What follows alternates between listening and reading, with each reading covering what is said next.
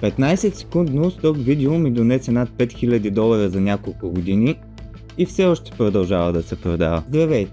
Аз съм Михаил и вече над 10 години се занимавам с продажбата на сток видеа. Това видео ще ти покажа как и ти можеш да продаваш сайтове като Shutterstock, PornPet и други, без да се налага дори да си експерт. Ще ти покажа моя подход, как аз съм изградил пасивен доход и как и ти можеш да постигнеш същото, без да губиш излишно време в лутане. Нека започнем от начало.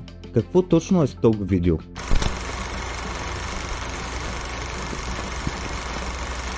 Това са къси видеа, в повечето случаи от 5 до 50 секунди, които качваш в платформи като Adobe Stock, PornPet, iStock и още много други, но за това ще обясня в отделно видео. Купуват ги за реклами, TikTok, YouTube, телевизия, за каквото се сетиш. Обикновени неща, които обаче се търсят всеки ден.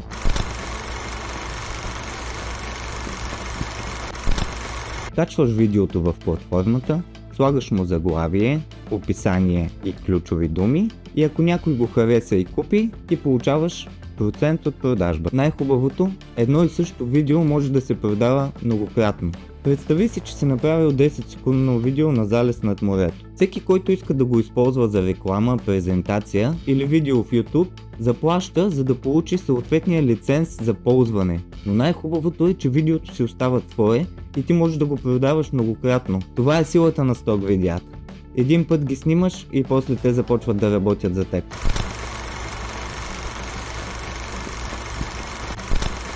Дойде ред на най-интересния за вас въпрос, то е колко се изкарва от сток видеа. Честно казано, сумите са различни, всичко зависи от теб самия. Има хора, които започват скромно и правят по 50 до $100 на месец. Това обикновено са хора, които качват малко видеа или тепърва навлизат в тази ниша. Но има и други, които правят по няколко $1000 на месец. От 3 до 5, та дори и повече. И тук не говоря за мечти, а за реалност.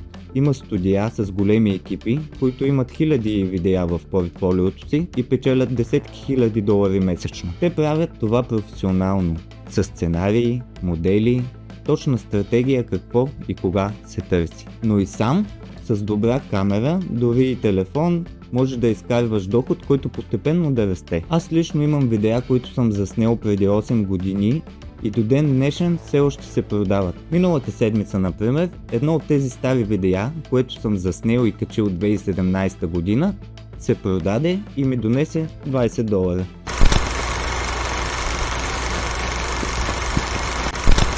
Ако това ти звучи интересно, в този канал ще споделям всичко, което знам. Какво снимам, какво оборудване използвам, какво се търси най-много, как обработвам видеята си, как намирам ключовите думи, как намирам теми, които наистина се продават. Ако искаш да навлезеш в света на сток видеото и да създадеш свой пасивен доход, абонирай се. Ще има много практически съвети, примери от реални продажби и неща, които няма да чуеш никъде другаде. Идеята ми за този канал е да покажа нещата от моята гледна точка, без сложни термини и излишни приказки. Така че, ако се чудиш откъде да започнеш, пиши по-долу, ще ти обясня всичко стъпка по стъпка. Чао!